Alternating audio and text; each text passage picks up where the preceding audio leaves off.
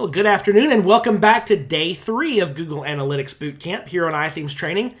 My name is Nathan Ingram and I'm the host here at iThemes Training, and we are happy to have back with us Chris Edwards for day 3 of this fantastic Google Analytics event. Been a lot of great information we've shared over the last 2 days, and looking forward to the third day here as well, talking all about Google Data Studio and how to visualize your analytics data and do some really cool stuff with all this information you've been collecting. Now, in the pre-show today, we had several folks want us to circle back around and talk about how's the best way, best practice to set up accounts when you're managing Google Analytics for clients.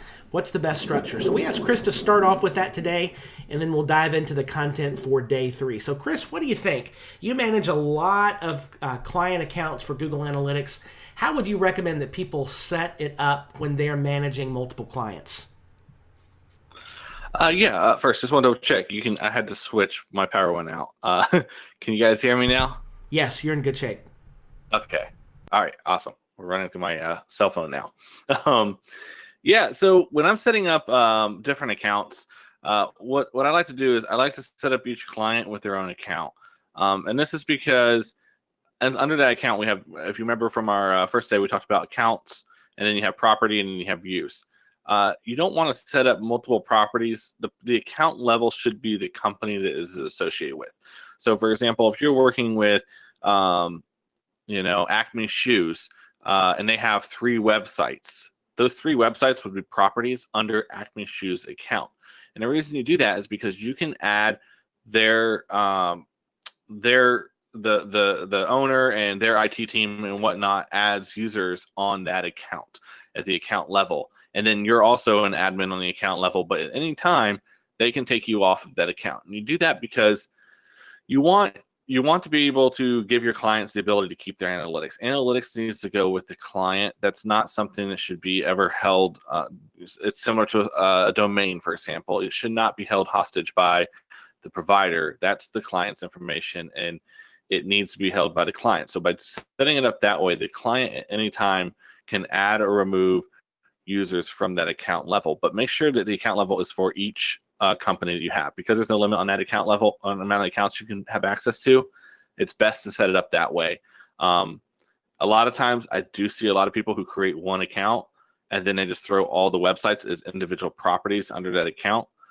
Used to be that was a mess, but as you remember, we did discuss it yesterday on how you can move a property to a different account. So if your account is already set up that way, I would go in and I would go ahead and create accounts for each individualized company, and then move move each of those properties into the account that is associated.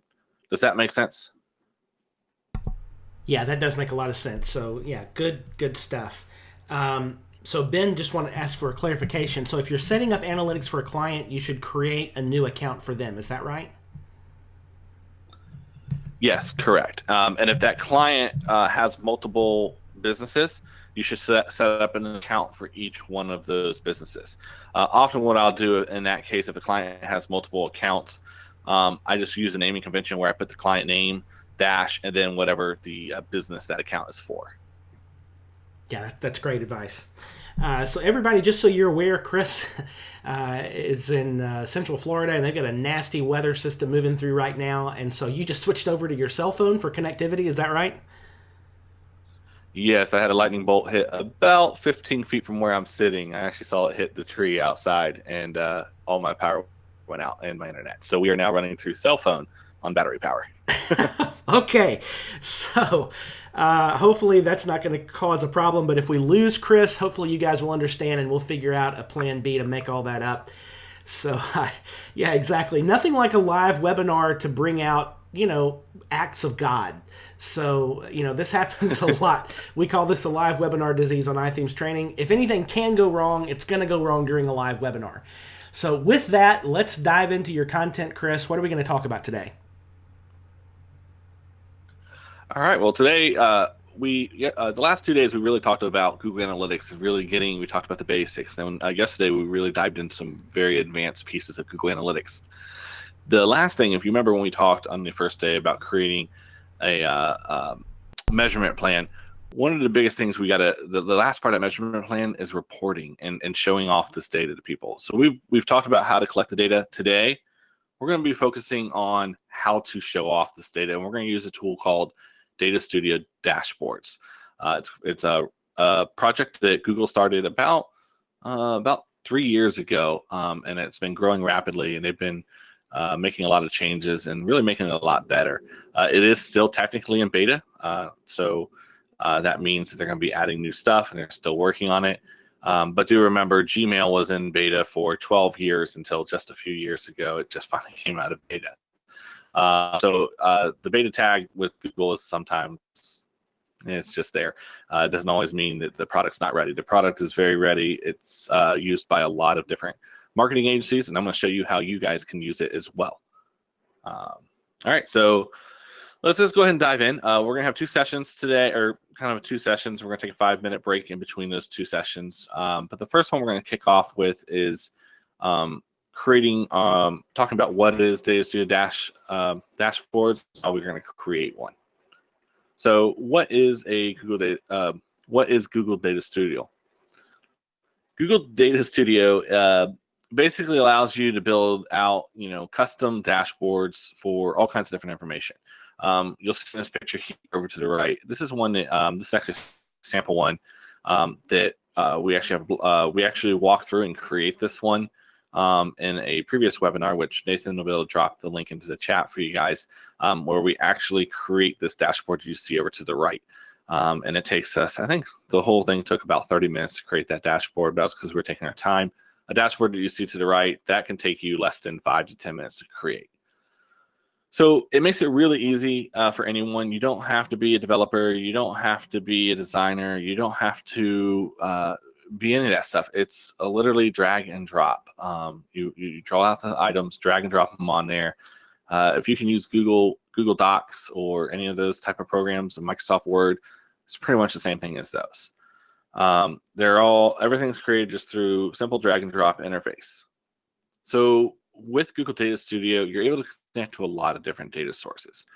So Google has about 15 data connectors. I've listed across the top there the 6 most popular ones they have. So for example, they have Google Analytics, Google AdWords, Google Sheets, Google Search Console, YouTube, and CSV. And they also link to PostgreSQL, MySQL, and other items as well that you can connect into Google Data Studio. In addition to that, you also have community data connectors, which we'll talk about a little bit later. But these are third parties who've created connections to a lot of other software and items out there. So this is how you can actually integrate in things like Facebook ads, Harvest, Stripe, LinkedIn ads, Twitter ads, all those other different places that you may be utilizing. You can pull those items in and create dashboards. So what, we talked about and I showed you the dashboard we created last time, but what do these things look like? There's so many different types of dashboards you can see. So here you see in the background, you see Google My Business, you see Google AdWords. Then you've got an AdWords versus Facebook and paid traffic reports. So you got a lot of really cool stuff here. Some other examples you can do is like if you're pulling into YouTube, you can make some really cool, and this kind of shows you kind of how you can have a little bit of fun with it. They've created a nice red gradient behind this one and put a bunch of other data in there for their YouTube channel. You also have this one in the background that's just a marketing overview dashboard. You can also look at using it for Google AdWords. We use this a lot for Google AdWords. We use this dashboard you see on the left. We use a similar dashboard to that that pulls down all of our information for our clients with Google AdWords so that we can show them how well their PPC campaign is performing. Then also, if you look over to the right, you'll see building a Google Search Console, which we talked a little bit about yesterday, being able to pull Google Search Console into Google Analytics. You can link directly to Google Search Console with Google Data Studio and pull information straight out of there right into your dashboards. Then you can even have a little bit of fun with this. So these are some example ones I pulled down, but these are using Google Sheets for their data. And so they're able to pull and create a dashboard out of anything that's in the spreadsheet. So this is where I like to say, like, let's open up our minds. Let's look outside the box of other things that we can do. And this is one of those other things you can do. So they have a world population and growth from a spreadsheet data. They have TV ad performance that comes from a spreadsheet data. So they're able to pull spreadsheets in as a data source and create these really unique dashboards. So I wanted to show you that to kind of give you an idea that this goes beyond just Google Analytics. This goes out there to be able to use all these different things. So you can use Data Studio Dashboard to build branded dashboards for whatever service and whatever type of data that you have. So I want to go ahead and show you, because just showing you screenshots of these isn't going to show you some of the power that's behind them. So I am going to go ahead and jump in real quick. We're going to attempt this with a live demo, and I'm going to show you this dashboard that we created here. So this is actually inside of Google Data Studio. So when we go into the view mode, what you're going to see is we have the multiple pages for our report, which we'll talk about in the tips section of this presentation. But there's not really anything built here. You'll actually see some of these are screenshots we used inside the, but these would be different dashboards if we create a different dashboard on each page. So I want to focus on this one here. One of the really cool things about this is I've got my data in here. I can hover inside of this dashboard and see all the information based off of these, just like we were able to do with Google Analytics. We can also hover over here. We can highlight different items to really look at and see what's going on with them. This is kind of a really unique way to do this that you can't do with most other dashboard systems. Most other dashboard systems, they just export it as a view for you, and it's just pretty much an image. Here, you're able to see the information is dynamic. You're able to do stuff with that information. And when you come down here to the table, you're able to actually scroll through this information. This one, for example, has 25 items per page. We can actually go through multiple pages and see other pages as well within these tables. So this kind of shows you really how much further you can go. If somebody's looking at this, and we've laid this out obviously to be by page views, and they're like, well, I want to sort by bounce rate. They can simply just click on bounce rate, and now it's going to sort by bounce rate. So that's one of the really unique features with Google Data Studio, is the ability to do that. And then the other thing is the ability to do date range. We're going to talk about how to add one of these into the reports as we walk through how to set this up. But I wanted to show this to you now so you can see what happens. So right now, it's using the default, which I believe the default is the last 28 days. When we click on select date range, we're able to filter this information by whatever date we want. So if I wanted to say from the 1st of January to, see what is it, today is June 28th, to June 28th, we can actually pull all the data, and you'll see everything updates. And now we're pulling all the data, and this is that Google sample data we were working with the other day. We're pulling all that data from January 1st to June 28th, and we're able to see all that information in here. If we want to see just yesterday, you also have the ability to come in here and say yesterday, and it'll pre-fill those dates out for you. And you can pull that information, and we can see just what happened just yesterday on this. So this is what makes Data Studio really stand out, is the ability to make this. Now, if you notice on here, I do have the ability to edit on this report. If you set this for somebody else not to have the ability to edit, they won't have this button here. And as you notice, I can't do anything. I can't move this. I can't see any additional data than what's being shown here. I can't change anything. All this information is right here. I can export this information from here. But other than that, I can't do anything with this data. So that's kind of one of the big things I want to point out, is this allows you to control what your client sees. This also allows you to make sure that they don't get lost. What I found with analytics is when you set up a Google Analytics account and you get people access to it, it freaks them out. They start calling you. They're not sure what's going on. They start digging into stuff, and they start asking you questions on stuff that they shouldn't be looking at in there, because it's just going to confuse them. Obviously, everyone here has been a part of us now for the last 3 days or 2 days, and they've been running through and becoming Google Analytics ninjas. But most of our clients and most of the people we deal with are not. They're not Google Analytics experts. They don't know what's going on. So let's break it down. And by doing a dashboard, you're able to show them what is important to them and hide all that other stuff that's going to just confuse them and get them lost. So that's a quick example of what a Data Studio dashboard looks like. We're going to kind of run through here, and let's jump back into the presentation. We're going to run through, and we're going to actually talk about how we create these reports. Now, again, as I said before, if you want to go through a more in-depth walkthrough of us actually creating a report in live time, check out the previous webinar that we did on Data Studio dashboards, where it'll actually go more in depth. Here, we're going to talk a little more high level so that we can get through this a little quicker to get to the really cool stuff that you can do with Data Studio. So the first thing, got to go log in and create a blank report. So when you go to datastudio.google.com, you'll be presented with a login. You're going to log in with your Google account. You do want to make sure that you use a Google account that has access to the data that you want to access on the Google side. And so what I mean by that is, if all of your information is under myaccount1@gmail.com and for Google Analytics and Google Webmaster or Search Console, you want to log in with that one as well for Google AdWords, because Google's going to pull your account information from that email address. So make sure you log in with that Google account. Once you log in, if you've never created one before, you won't see any current reports in there. You're going to want to create a blank report. Now, you can go and play around with some of those templates across the top if you want. So if you want to create an AdWords one, maybe click the AdWords one and use that template to start. And then you can just change some colors and whatnot. But if you want to go ahead and create one from a blank one from start, you just go ahead and hit the blank one. And then you're going to want to name this report. This is normally something that other people just kind of gloss over and I don't say, but I want to say this because I do this still a lot. The way it doesn't pop up really quick, it just asks you to name your report. It's kind of hidden up there in the top. You have to click on it and put in a name.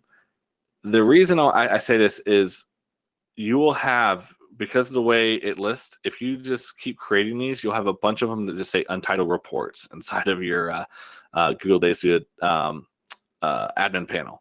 So when you log in, you won't know which dashboard's which, and you have to click and load up each one of them to figure out which one it is. So the first thing I always say is, before you do anything, go ahead and just name it. It auto saves as you create things. Everything's going to auto save as you go. So if you don't rename it, you're just going to have a bunch of untitled reports inside of your section, and you're never going to be able to find them. So this is a very important step. Go in, make sure you name that report.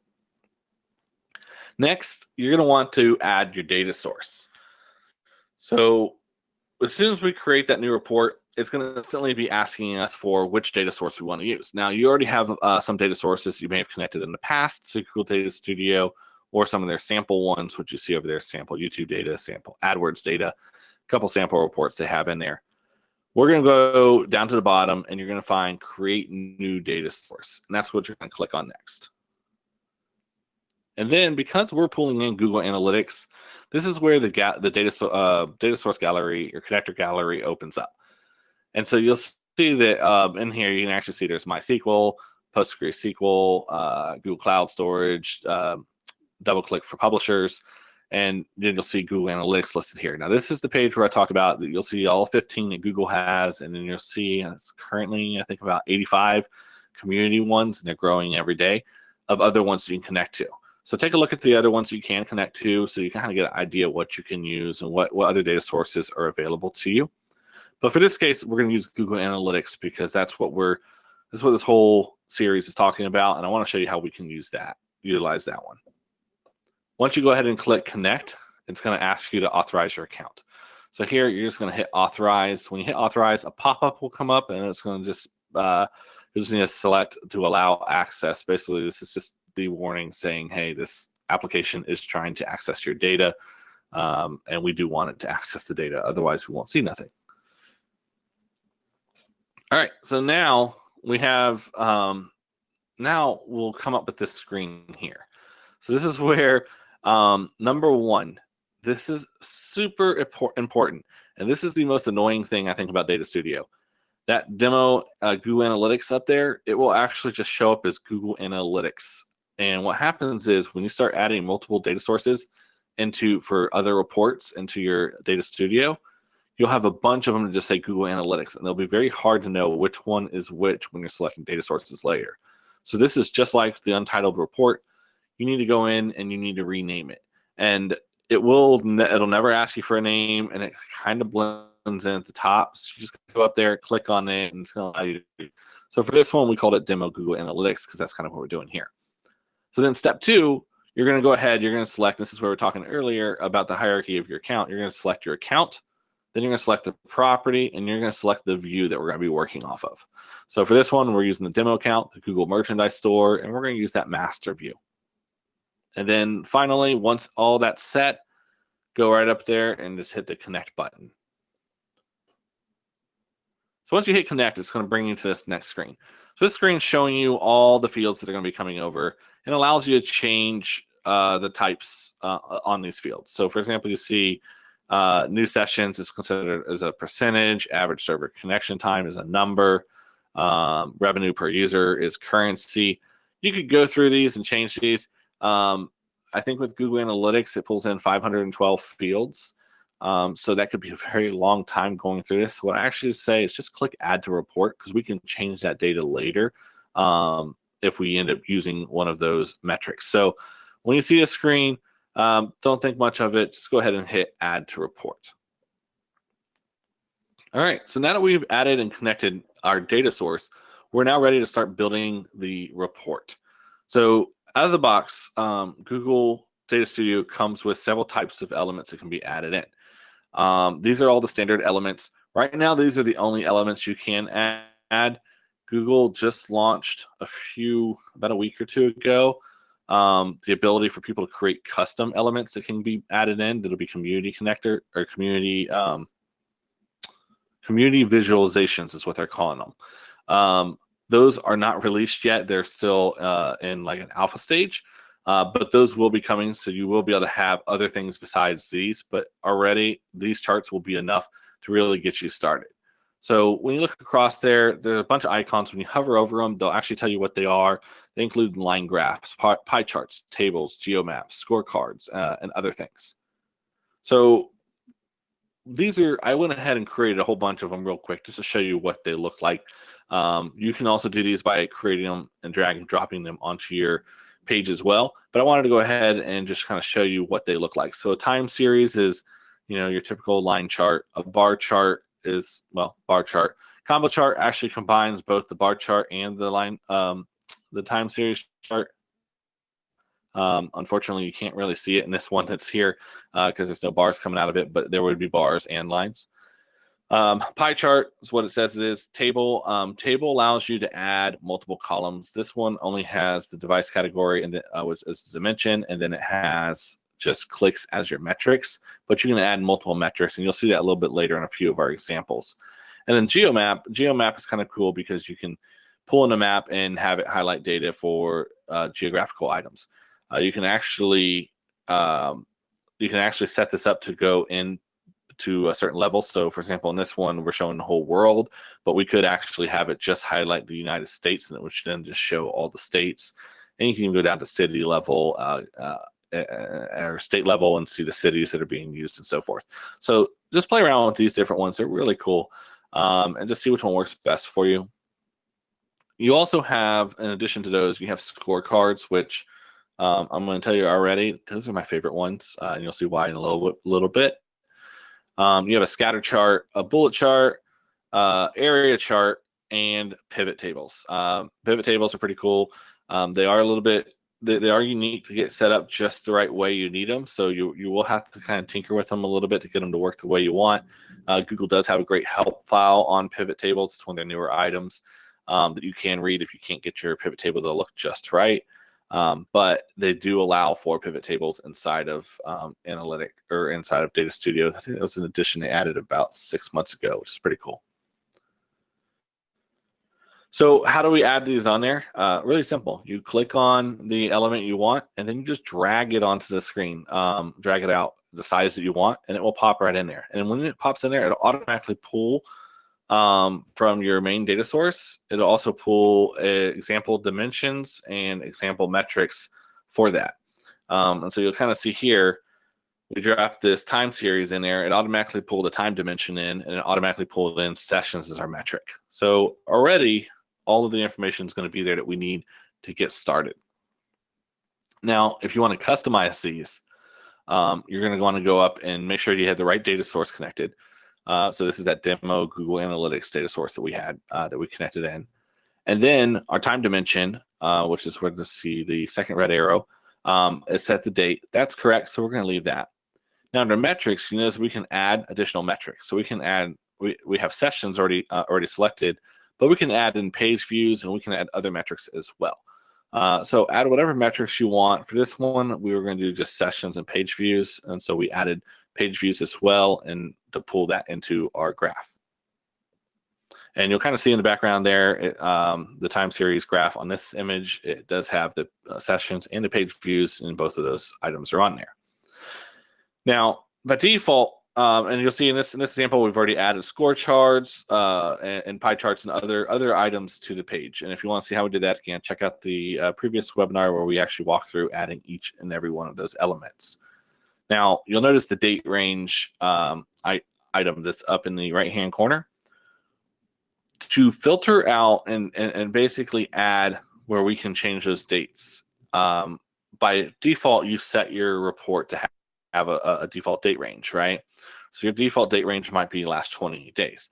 If you want to allow your users to be able to change that and be flexible and pick the dates, you're going to want to add a date range filter. So when you go up to that over there to the right and you hit date range, you can drag and drop that in the same way you drag and drop any of the other graphs.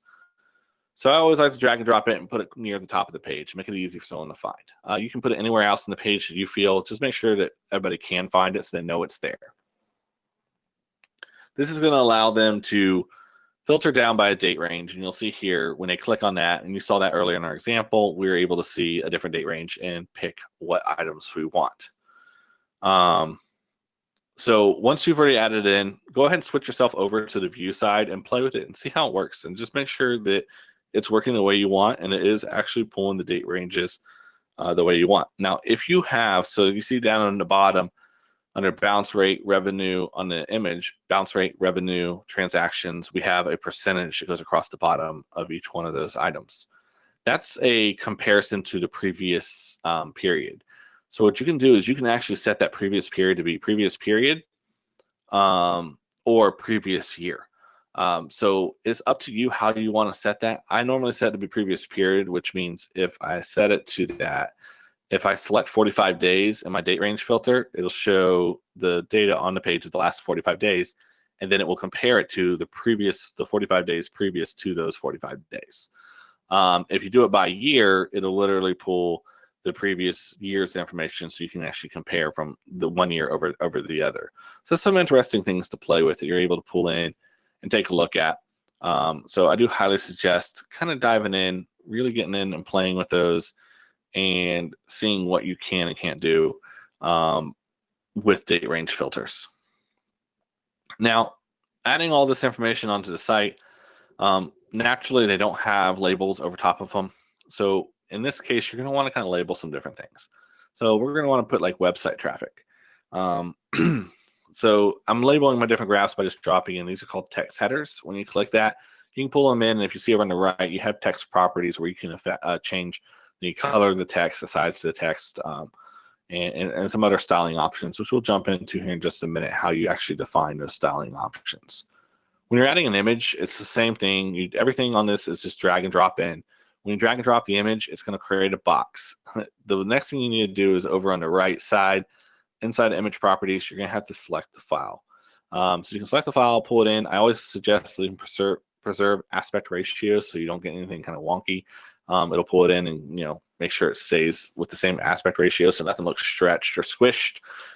You'll be able to pull that information in and add it in here. One area that I do almost all the time is I either add my logo or the client's logo, depending on the type of report it is, to kind of give it some personality and make it stand out, make them feel that this is their own dashboard. It's not just some, out of the box thing that's just being thrown over to them.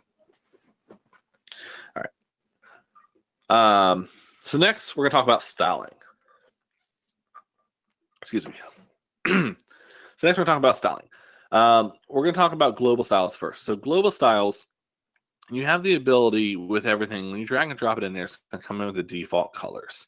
You have the ability to set all these default colors So when you don't have any elements selected on a dashboard, over on the right side, you'll see a sidebar, and it's going to have the layout, it's going to have the theme, and you're going to have the ability to control the overall theme and overall layout of the entire dashboard and all the elements. So you'll have some different options in here that you kind of play with. You can actually set your different your primary and secondary text, colors, sizes, and so forth. You can also come in and change up your chart palettes, change up your comparisons. Do you want to be green for up and red for down? Or do you want to use a different type of coloring system for that? You also have the ability to control how your tables are when they're dropped in, how all the tables, the colors are pulled for each of those, background and borders, even canvas size. The global style is going to actually control across the entire site, but you do have the ability to actually override it and do individual element styles. So element styles are going to allow you to customize individual styles of individual items that are placed on the page, and they do override the global style. So I always tell people to set up the global styles first, get it to look the best you can with your global styles, and then go in and then individually style different charts and items on your page to make them stand out and to make them look how you kind of want them to look. Most elements, they also contain different things that you can style. So like when you're opening up, say, a scorecard, it's going to have other things you can style, or a table. All those different items have things, different options under the styling. So I do tell you to explore those. A table will have the ability to actually set alternating colors for alternating rows and also adjust the headers. The pie charts actually allow you to change where you place the legend and the alignment of that legend. So just kind of go through, explore each one, take a look at what options you have available to do with it. Even with the pie chart, it has one where you can actually turn it more into a donut. So instead of being your typical pie chart, it's more of a donut chart, which is kind of interesting to take a look at and see how those are set up. So this is kind of a really good, everyone looks at styling, and I have a lot of people who I keep seeing what you see on the left is a dashboard. They get in there and they're like, well, it's not that important. It doesn't really change it much to change a few colors on here. So I'm not going to bother with doing that. And so what I did is I wanted to create and show you. I spent about 5 minutes on this report. This is what it was before, and then on the right is what it was afterwards. I spent probably about 5 minutes setting up the styles on this. And then all I also did was kind of clean up and move some stuff around and resize some stuff to kind of make it more, the layout look a little bit better and get things to line up. And if you were wanting to give this to a client, or you were the client, which one would you rather see? Would you rather see the one over on the left, or would you rather see the one over on the right? So this is really kind of a good example of why you want to really kind of get in and brand it and really show what it looks like, and show people this is what you have available. Use these tools, colorize your dashboards, match your branding colors in, make it look really good. Don't just use all the default stuff that comes with it. This is where you can really get creative. And you remember there's an example reports we showed, the YouTube one. I really like the YouTube one. I think it's really impressive the way, even though I'm not a really big fan of, lots of red backgrounds, even though our company colors are red. They did a really good mix of that. And I thought that was really cool how they put that in there. So just make sure that you have some fun with it. Make sure things still stand out. You notice the pie chart over there. I've got a light red, a dark red, and a dark grayish black color as our company colors, and those are the only 3 colors I have. So I had to find complementing colors to go with that for the other ones, and make sure they're different enough that you can still see that referral and social are different, and see that organic search and direct are different. So we just laid the colors out in a way that would make that easy to see. If you have colors that are very similar, you may want to do something a little different to make them really stand out so people can see the differences in the different items. The other thing you'll notice that we did, and this is part of the pie chart styling, is over on the left, you'll see we have a whole lot of different items listed. And for your channels, you've got affiliates, paid search, display, other. you're able to limit how many of these go into the pie chart from that styling page. So on the previous one, I think it was set to 8, and we pulled it down to 5. And so it made it a little bit cleaner of a chart because all those other items were using it very little. So we actually had them all grouped into just others. And so because it's such a small slice, it worked out really well, made it look a little cleaner, took away some of that extra information you didn't need. Now, once you create these dashboards, you're going to want to go ahead and share these dashboards. And so this is a common question we get is, well, that's nice. I created these. How do I share these? So once you share them, up in the right-hand corner, just like any other Google Doc, you're simply going to hit this little icon. It's the little person with a little plus sign next to it. It doesn't have any text next to it, so you just got to look for that icon. And you're going to select how you want to share it. So this, if any of you have used Google Docs and shared a Google Doc with somebody, you'll notice this is exactly what the same sharing system that Google Docs uses. So what you'll want to do is you can enter people's names or email addresses and select if they have view or edit access. And then the other thing you can do is you can create a shareable link. With a shareable link, you actually can choose when you click get shareable link, and you select the drop down. So for example, on this one, it says anyone at Data Driven Labs LLC with the link can view. If you drop that down, there's going to be a title that says more. When you click more, you'll get the item, the options that are over on the right, which are your link sharing options. So you have on, which is public on the web. So basically anybody on the internet could find this. It makes it indexable by Google search. Then you also have anyone with the link. So there's no sign-in required with this one. Anybody that has a link can access it. I will say a lot of my clients choose to go with that one so they can send it around to everybody and not have to sign into a Google account. I'm not a huge fan of doing that, and I always give a warning to people when they do it. They sometimes still choose to, but you do have company-sensitive data inside of these reports. So if I were to share one of my reports that has all my sales data and where all my traffic is coming from and all my marketing efforts and what keywords I'm bidding on, all inside of a dashboard, and then I use a link that anybody can access, and somehow that link gets out, somebody accidentally publishes it somewhere that they shouldn't have. Now my competitors could be staring at my dashboard and could be looking and following along, and I'd have no idea.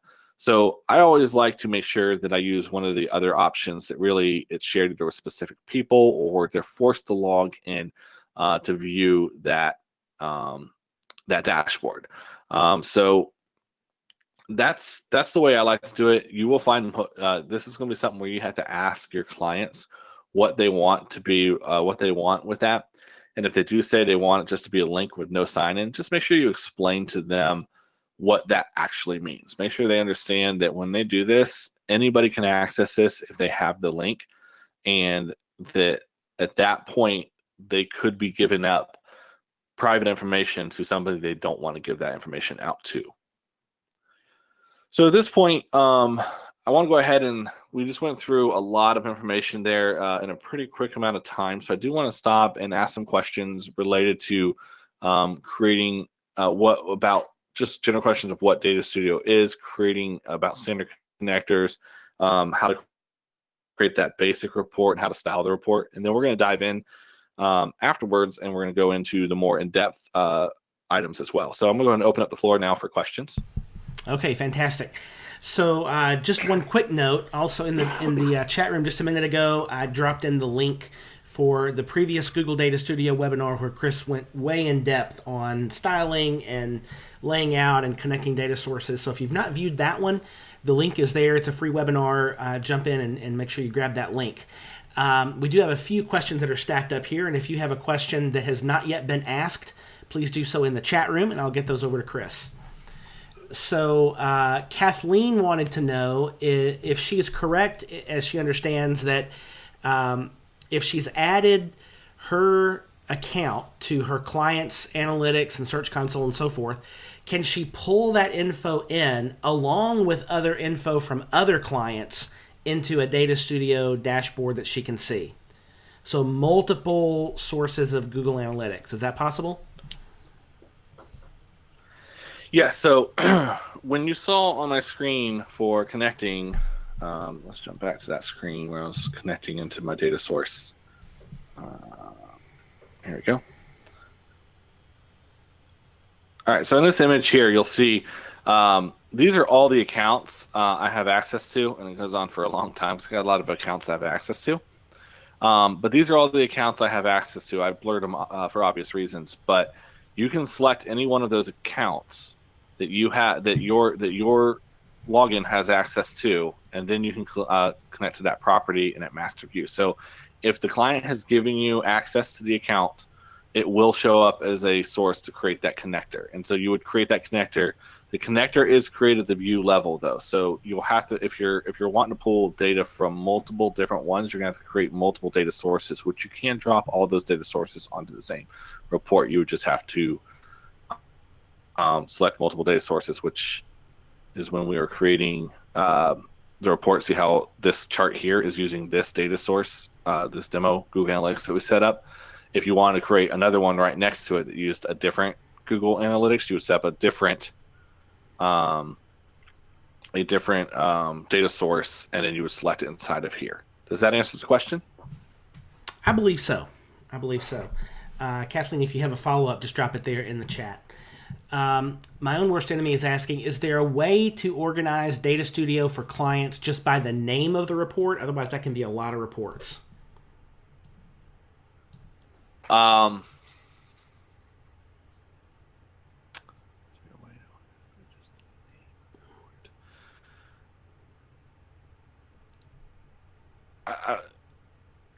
you asking if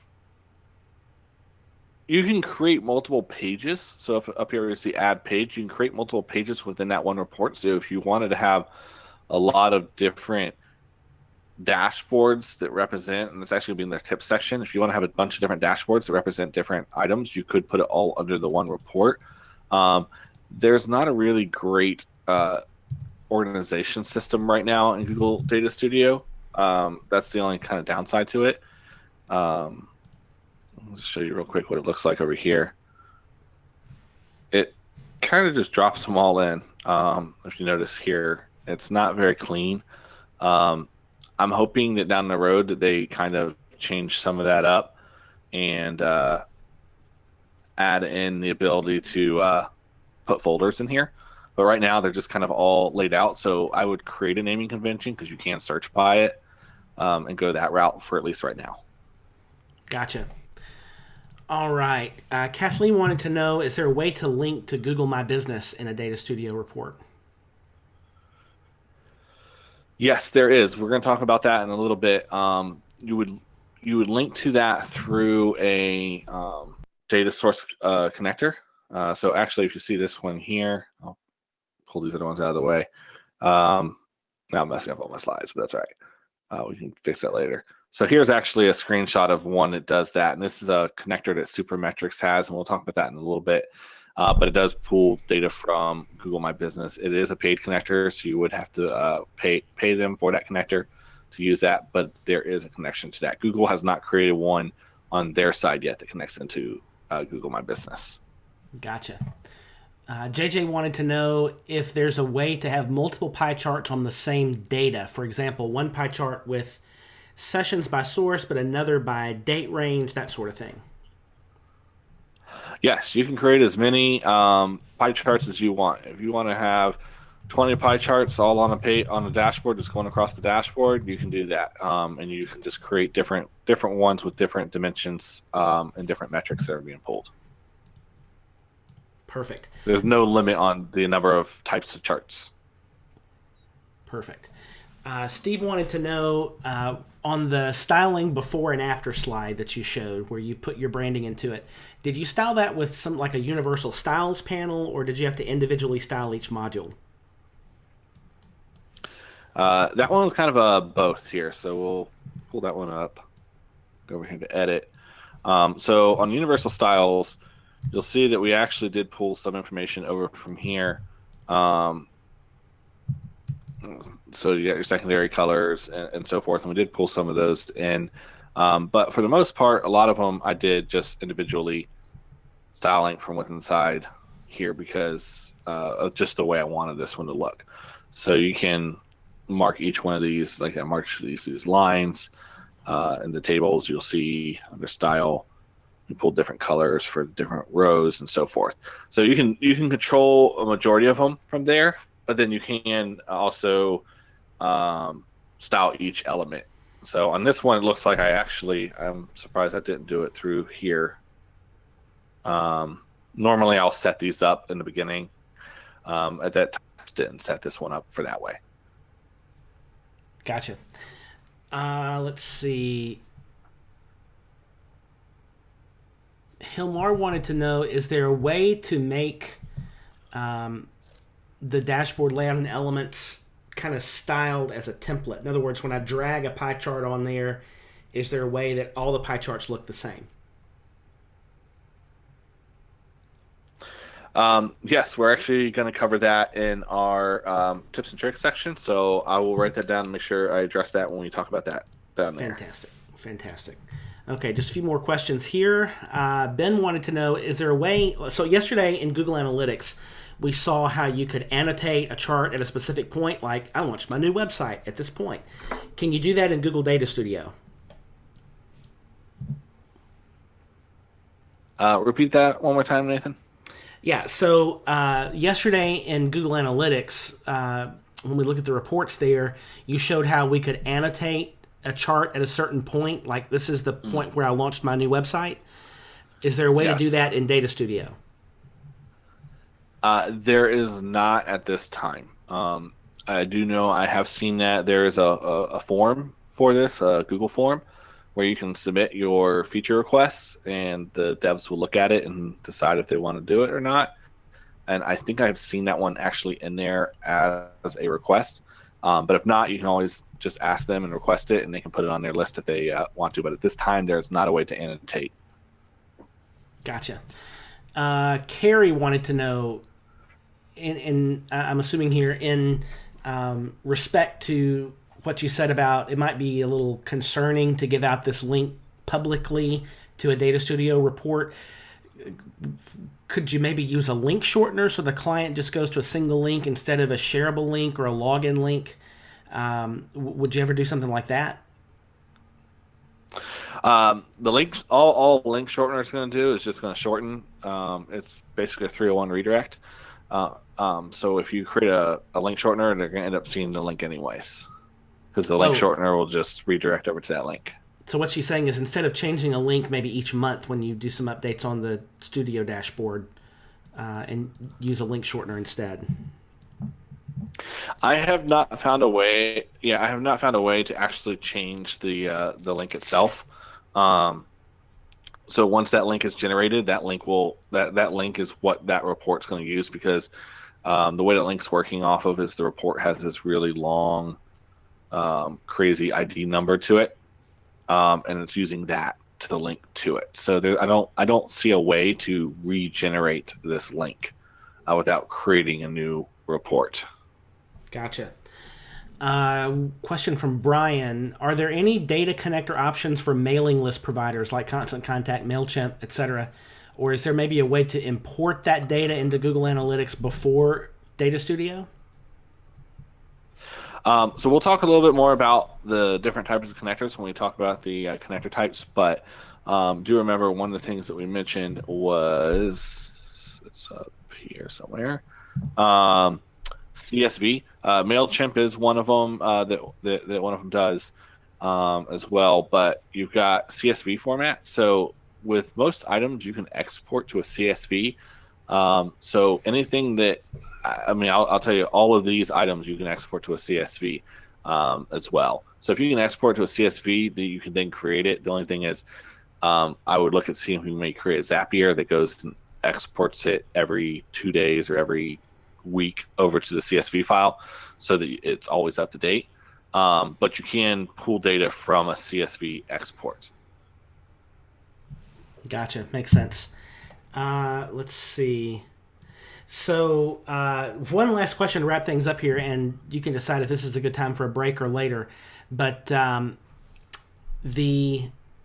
were several questions earlier on about who in the world is buying all that Google merch. Okay, I've actually figured this one out. If we were to yesterday dive into that geomap and dive down to where the people are buying from, it goes United States, then it goes California, and then it goes Mountain View. And so everybody here knows who has a headquarters in Mountain View. So I think it's the people who work there like to wear Google stuff. But other than that, I don't think there's very. I have like 2 or 3 Google hats, but they all were sent to me for free from Google. I've never bought a hat from Google. That's what I'm thinking. All right, so where are we on time and content, Chris? It's about 10 minutes to the top of the hour, and we want to take a break somewhere in the near future. So what do you think? We're at break time. Okay, hey, we're at break time. So it is just about now 9 minutes to the top of the hour. Let's come back at Central Time would be 5 minutes from now, 1:56 p.m. Central. So 1:56 p.m. Central, we'll on a break. Next 5 minutes. See you back then. All right, it is 1:56, so we are back. Down now to the last hour of the Google Analytics Bootcamp. Chris, what are we going to cover for this last section? All right, so this last section, we're going to dive a little bit more into more advanced things that we can do with Data Studio. So we're going to kick it off with custom filters. We're going to talk about calculated fields. We're going to talk about some tips and tricks that I've learned along the way that I wanted to share with everybody else so they can become ninjas with it. And then we're going to have a nice time set away for a Q&A to be based off of off of the Data Studio stuff today and off of the entire webinar itself for all the other Google Analytics stuff. So I'm going to go ahead and just jump right in and start talking about custom filters. All right, so for custom filters, we're going to talk about filter control and filter charts, or how to filter charts. So for this, instead of trying to show you a bunch of slides of how to do this, it's going to be a little easier with these filters to really just kind of show you a live demo. Again, as I always say with live demos, we'll see how this goes, but we're going to go ahead and give it a shot. All right, so we're going to use this dashboard that we've created right here. So this dashboard has a couple different sources coming into it, and we have our date range filter that we added, but we do have another really cool item that we can add into reports to create another level of filtering. This is called the filter control. So right up here, you'll see we have date range, and then we have filter control. So when we hit filter control, we can go ahead and we can drag and drop it in. And it's going to go ahead and pull in, and it's going to default to an item already. So what we want to do is, this is going to be, actually this is perfect what it's already pulled in, but I'm going to show you how we can change this. So this is actually a data filter control that's based off of source. And so what you'll see is when we come over here, here's our data source, right? So we're still using the demo Google Analytics 2, which is, for this dashboard, this is the correct one. Correct data source we want to use, but we're going to say that we're going to want this filter to apply to the data source. And then we're going to come down here, and then you see we have dimension and we have metrics. So dimension, this is the source, this is the dimension that you are going to use for filtering. What we're going to end up doing is we're going to end up filtering all of this information down by individual source. And so when you see here, actually, let's just change it real quick. So I want to change it so I can show you. Since this will be really easy to show, we have this pie chart that says acquisition channels, right? So this is pulling the actual, let me come over to this one. Back to data. This is pulling from default channel grouping. So what we're going to do is we're going to change just the default channel grouping just so you can get a really good, clear picture of what this does. So channel grouping, default channel grouping. And so now when we come back, we can have a metric. So what the metric actually is when you're in view, this is one thing I like to say because people always get confused. When you drop this down, see the sessions that are along the side, that's the only time you ever see the metric. So it doesn't really matter if you have which metric you have selected, but we're going to keep it selected as that session. So we add this data filter control for default channel, right? And so when I click on this item, we'll be able to open up, and you'll see now we have all of our different channels displayed. Now, these actually represent these channels that are already over here. So if I were to just select just or uncheck all of them by clicking this box here, now there's no channel selected, and it's like just organic, or we could have hit only, right? So now, this is why I want to do it this way.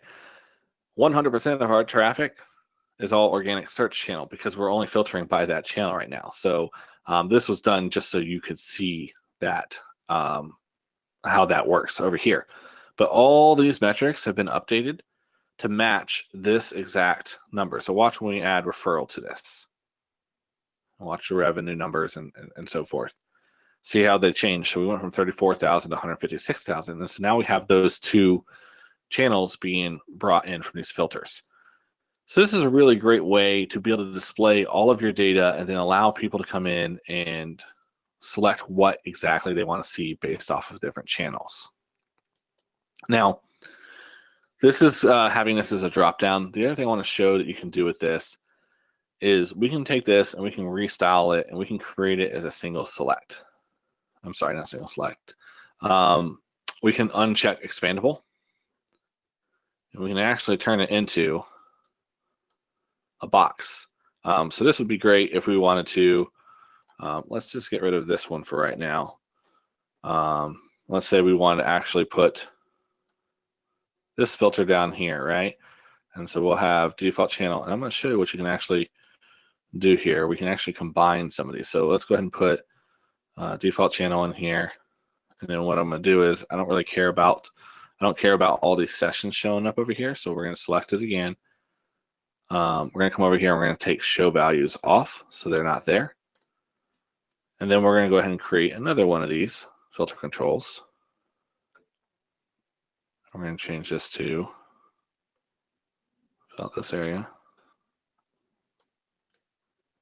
And we're going to change this one. We're going to keep this one as set to source, which is what I want. We don't want to show values. And then remember, we want to change this to be not expandable, but to actually show up all the items here. So now that we've added these two different ones, I want to show you how you can actually use these together and how they work together. So let's come back over here to view. And so now we have our different channels, right? So our source is where they ended up coming from, referral. So let's say we only select referral. Select referral. And now you'll notice source is only showing sources that have referral as the channel. So this allows us really to filter, because then I can say, all right, now that's cool, but I want to actually just see, I don't want to see people who came from mail.googleplex. Again, there you can see Googleplex, those are the ones buying it, right? I don't want to see those ones in this traffic, so I can uncheck those, or we can uncheck all of them. There we go. And see just those ones from that source. It also works the opposite direction. So let's go and reselect all of these, right? And let's say that I selected Google on this one over here. Now look, these are the only channels that have Google listed as a source. So what I want to kind of show with this is how you can actually create really in-depth filters using these different types of or using these filter controls. You can actually have a whole list of these going across and fill out multiples just to really kind of filter that data down and really kind of dive into those different pieces of filter, or those different filters. I do want to also show, in addition to this, so let's go back to edit. And we're going to, all this stuff we just did messed up my dashboard. So what I want to do is I'm going to go backwards. And so I'm going to show you guys how this works here. We can actually undo, just like you can with anything else or any other word program. And we're just going to keep going back. And you notice how quickly we can go back and you get all of our items back to where they were before. And so I can keep going. And now we're back to where we started.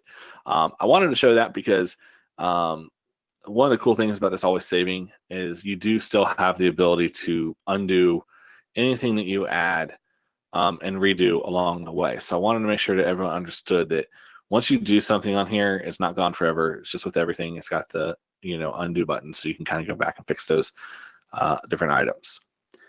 Now, we're going to use this acquisition channel as our example, just because it's going to be easy to show you how this works through here. But you also have the ability, if you don't want to create a filter control based off of the whole sheet, and maybe you just want to filter the data that's coming in here, because we're saying, or maybe this is going to say, maybe this is only organic search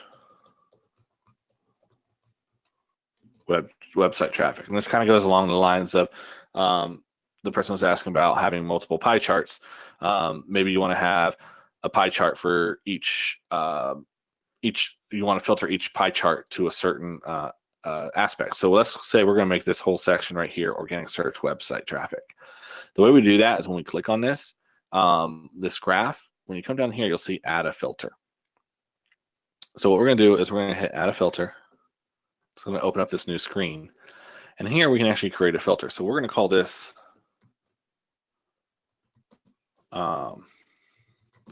organic search only. And so we're going to include,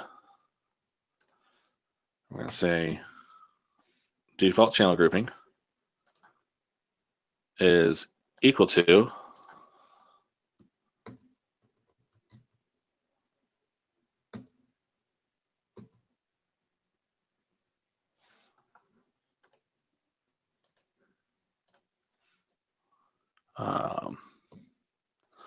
we'll do organic search.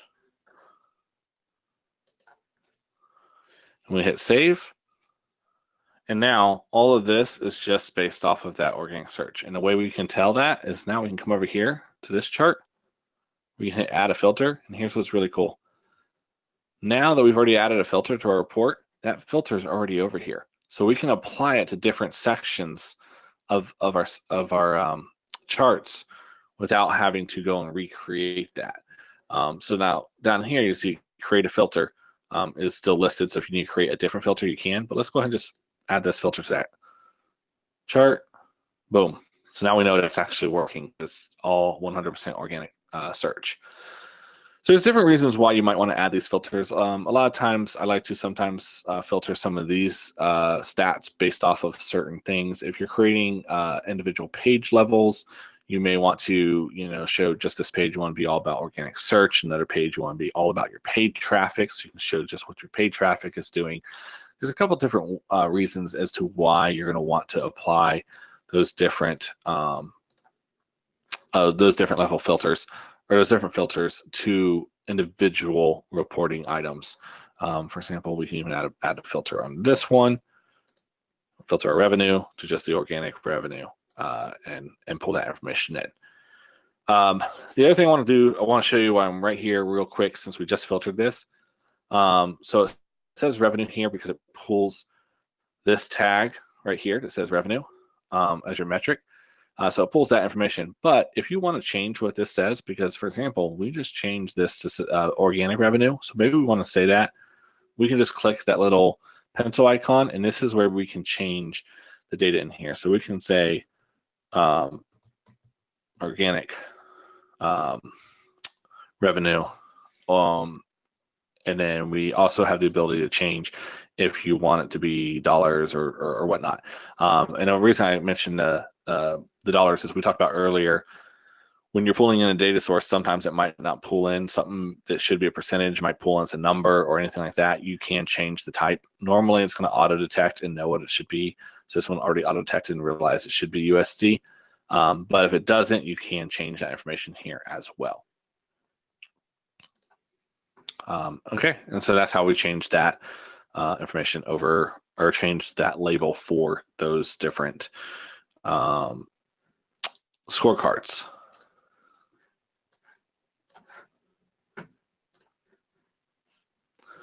So kind of give you guys an example of what I've used filters for, because kind of showing them to you, it's hard to just understand exactly what you would use them for. So I want to show this here. This is a lead generation dashboard we built for a corporate client. And they wanted to track direct web, organic search, local search through Yext, organic, social, so forth, right? And then actually traffic from a specific product that they have, blog traffic, traffic from another product that they have, and then of course their paid social, which is actually funny enough. The paid social here is actually pulling from Facebook ads using a super metrics connector, just to kind of give you an idea there. And so you'll see here what we actually did was all this data, all those scorecards are actually pulling the exact same data from Google Analytics, and every single one of those scorecards has a different filter put on it. So direct web is just pulling all website visits, and then what it's doing is it's applying a filter to that data that says only if the default grouping is direct. Organic search, same thing. It's doing what we just did in that last one where it says only if default grouping is organic. And we did the same thing across the conversions, which are the two items you see to the right. We also base it off of those two as well. So we're able to see kind of by creating filters, you're able to see how you can use that same, it's literally the same scorecard, just different filters applied to it. And you can see how we're able to create and utilize that type of filter. Also, some of these are based off UTM tags, and so we're able to create filters based off those UTM tags to pull that information over. Now, taking that to show you how we use the filter controls. This is a filter control that we use for Facebook data. So it's not just for Google Analytics. If you're using a super connector or a community connector, this one's pulling from Facebook ads, and we're pulling in all their Facebook ads information. And they have about 40 Facebook ad accounts. Actually, I think it's about 43 now. And so we have 43 different ad accounts, and we actually pull all those ad accounts into this one dashboard. And then because for accounting reasons and all that, we do have to separate them out by different facilities. So each one's based off off the account, and you can select one or a couple of those accounts or whatnot, and you can actually filter this by accounts. So this is kind of showing you how you can use a filter control. You can also get really crazy and do a lot of these. So this is one that we did here for them. It goes across a couple of their products that they have for leads and appointments, and we use multiple filter controls over on the left side, and just kind of lay them out so they can select all the different things. They can select by regions and hospitals and so forth, and they're able to filter that data down from those different ways. It kind of gives them a lot of different ways that they can really filter that data and then and bring all of that stuff over. I'm about to jump into calculated fields, but filters are really, to me, that's what Data Studio is all about. So I'm going to actually just take a quick break here to ask a couple questions, or open up for questions if there's any questions related to filters in general. So I can answer those before I jump into calculated fields. Sure. Yeah, a couple of questions for you to answer just So popped you in. gonna answer them for me, Nathan? Yeah, no, that would be a no. If you've not asked your question about filters, please do so over in the chat room. Steve wanted to know: is there a way to show AdWords individual ads under a specific campaign?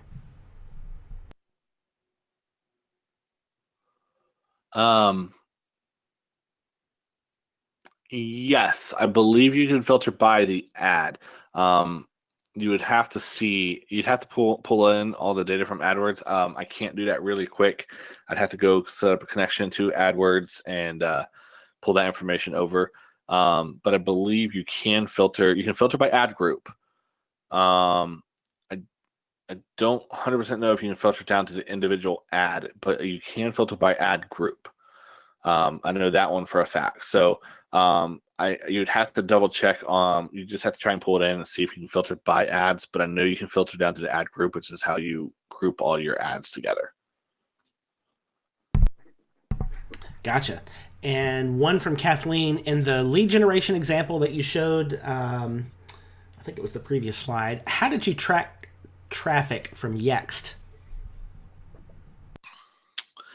Well, first off, Yext for this particular one has pages set up for 18,000 facilities and doctors and stuff for us. So we have a very large corporate account with them. And so that literally was us going up to Boston and sitting with them in a meeting and discussing how we want them to use our UTM codes, and they custom set it up for us. So if you reach out to your EX representative, like I said, we're a large account for them, so they do a lot for us. But if you reach out to your EX representative, they should be able to see if they can set up UTM codes for you. I know they were able to for us. I don't know at what level they do that at. I have not tried it on a smaller campaign. But that's all through UTMs. We literally have them tag it as local listing as the campaign. Gotcha. Makes sense. That's all the question just popped in. Greg asks. Okay. Greg, we actually covered that question at the very beginning of today's session in detail.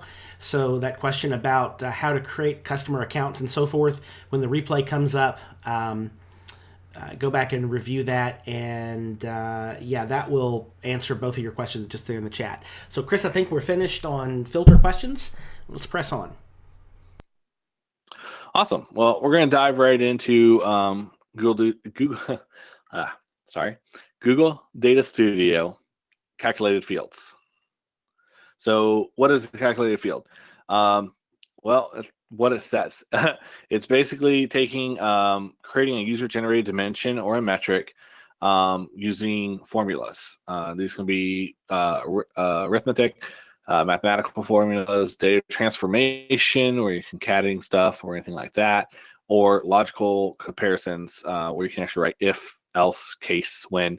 Those ones are going to require a little bit more work. They're not going to be as simple to write.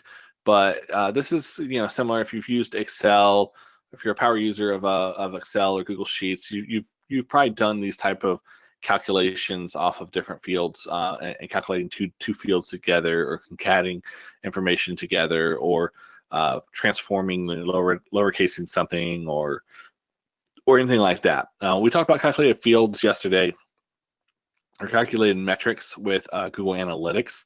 So this is taking it to a different level and using it inside of Google Data Studio. Now, I do want to say at this time, and Google says that they are working on a way to make this happen, which will be amazing when they do. You cannot create a calculated field that calculates across two data sources. And so what I mean by that is, if you have Google AdWords as a data source, you have Facebook ads as a data source, and you have Bing ads as a data source, and you can show all three on the same dashboard by just selecting that chart and selecting what data source it pulls from. You can't create a calculated field that basically takes the total spend on AdWords, total spend on Facebook, and total spend on Bing, and calculate a total because it's across three different data sources. You can only create a calculated field within that same data source. Google says they are trying to come up with a solution for it, but it's not a simple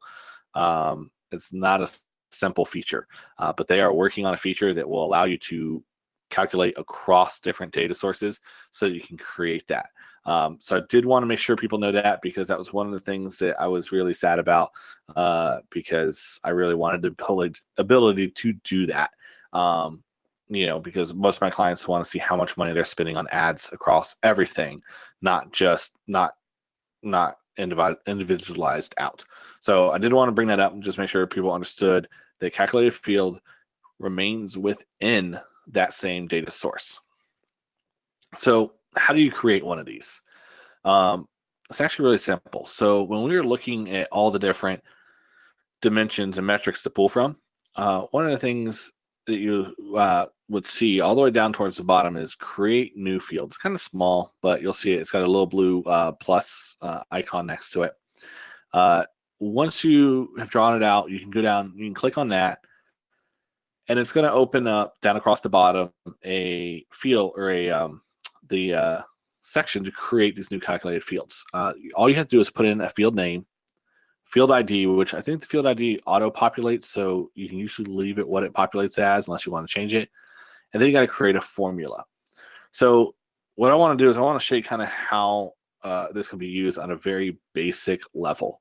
Let's say we want to come up with a new user ratio. The way we would do that is we would divide the amount of new users by the number of users, and that would give us a ratio of what percentage of people are new users. So this would be the formula we would literally put in there: new user divided by users, and that's our formula. Very simple. And then we'd go in, and when we're creating our table, we would add, dimensions, default channel grouping, and then we have metric down here. You'll see we have sessions, and then we actually select new user ratio. And that's our metric that we just created, a calculated metric we created. And so you'll see how it displays now over here. So sessions is the pre-built. That's already in Google Analytics. That's pulling over. They did apply, you'll see over there, the percentage change. It did provide a comparison or return on comparison. So you can actually see a comparison from the previous period. And then you'll see new user ratio. That's the one we just created. So I want to kind of show how you create that, because I think that's really a cool thing. And then tips and tricks section, I'm going to actually talk about some other things you can do with calculated fields that are really kind of above and beyond that and other things you're able to do. So we've mentioned a lot while we've been sitting here talking about community connectors. We've talked about Facebook and pulling Bing ads and pulling all this other information into Data Studio. So I do want to kind of really push what's the difference between Google and a community connector. So a Google product connector is basically one that Google built. Most of these are to their own products. Obviously, they're not really excited about you using anybody else's ad platform. They want you to just use their ad platform. So they're not as open to using other platforms out there. So they did open up because there's a lot of people pushing, and a lot of people are doing things through their MySQL connector and their PostgreSQL of trying to create connectors to these other things. So they realized that there was a market for this, that people wanted this for this product. And so they opened up about a year ago community connectors, and they're developed by third parties who basically go through the process, and they create these connectors they can pull from different applications. They'll pull from different third-party items. They do not, well, I can't say all of them for sure, but the way that the connectors are built is it pulls the data right into Data Studio. It does not actually pull it, should not be pulling onto their servers. There are a couple that potentially do that, but for the most part, all your data is just pulled right onto the Google. It is basically giving you access to use the connector and pull the data down into Google Data Studio so that you can filter and use that data. So some different ideas of ones that are out there, obviously, are the ones you see listed down below. There's one of them has a MailChimp one. I think one has a Constant Contact one. So if you use some of those programs, but there are a bunch of those out there. There's three major connector developers out there.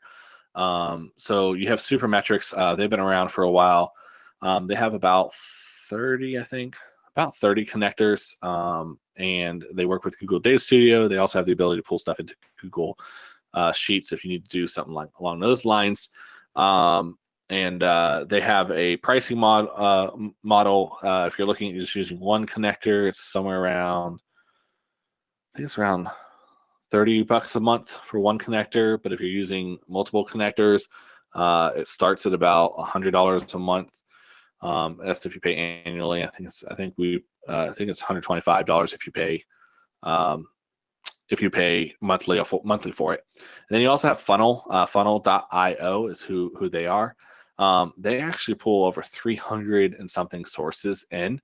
They actually use a method called doing it through PostgreSQL is how they pull theirs in. So it's kind of a different way they pull it into Data Studio, but it still works. They pull it down onto their server, process it on their server, and then send it over to Data Studio. Their pricing is a little bit higher.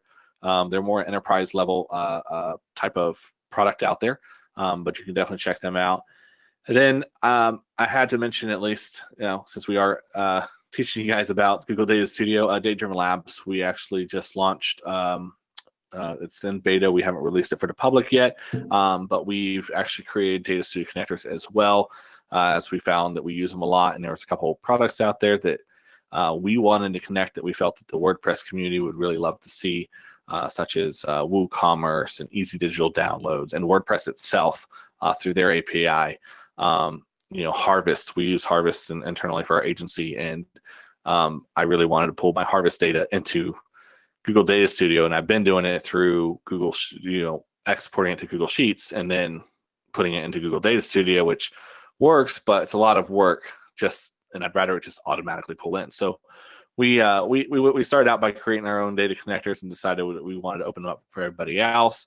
And we're in that process of doing that. And so I'll just do a real quick plug for what we do with that. We are going to be launching here in the next month or so to the public. We're just working out, make sure all our bugs are worked out. But we do have a offer that if you sign up early, you can sign up for our email list, and we'll let you know and send you a coupon code that you'll get 50% off your first year for our data connectors.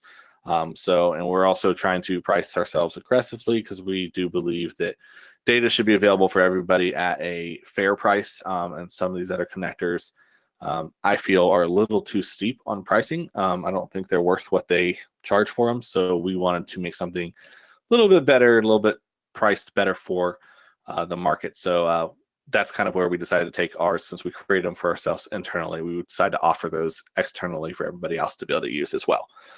So if you go to daydrivenlabs.io/connectors, you can sign up on that email list, and we'll send you the coupon code once we open it up for public. Once we open up the public use, and you'll be able to get 50% off your first year of using the connectors. All right, so we talked about the connectors. We talked about calculating metrics. We talked about all the other items. We talked about how to build our dashboards. But the biggest thing I want to talk about is all the really fun tips and tricks with Data Studio. And these change so quickly because it's a beta product. So there's new stuff coming out. The first thing I recommend to do is sign up for their newsletter. They have a great newsletter that they do send out that talks about all the new features that they've launched. And because they have so many new features they're launching every single month, being on that newsletter, they only send it once a month, so it's not like you can get spammed from it. You'll find a whole lot of really cool things that Google Data Studio is launching, new things they're bringing out. So the first tip I want to talk about is adding multiple pages. We kind of talked a little bit about that. I showed you a report that had multiple pages. This is one of those a lot of people don't do. But if you really want to, instead of trying to create a bunch of different reports, you can create one report that you can share. And with that one report that you share, you can create, say, an executive overview page, and then you can have each other page dive into items like acquisition, behaviors, conversions, and everything else that you want to. If you have ads running, you can have a page that's just dedicated to their ads. If you are using one of those third-party connectors, you can pull in Facebook ads, and you can pull in Twitter ads and Bing ads and have a whole page dedicated to each one of those, or multiple pages dedicated to those. You can really build these out. I've seen people with reports that are over 50 pages long inside of Data Studio that just have all the different information in there, and their whole team accesses it. And some access one page, some access different pages. But they're really easy to create. If you go up to the page and you hit page, you can hit new page or hit Control or Command M. You can also duplicate your page. So if you create a page and you just want to duplicate it because you're going to use the same styling or same items on there multiple times, you can just duplicate the page over and make some changes.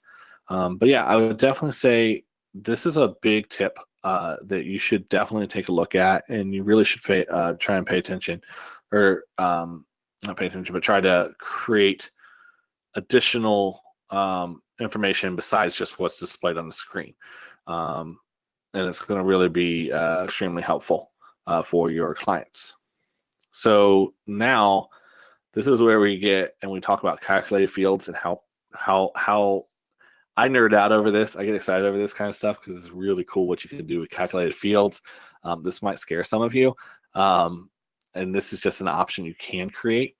But you can create content groups. So you can create actually content grouping within Data Studio. And you can write basically inside that rule where we wrote that really simple algorithm that was, I think it was new users divided by users.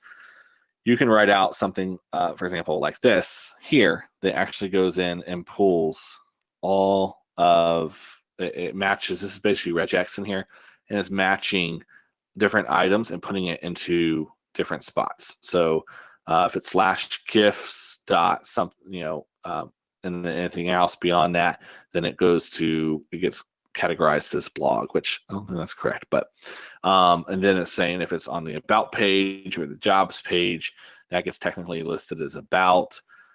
There's logged in, it's profile login, talks about the different steps. If you're in any of these steps, that's considered ticket purchase pages.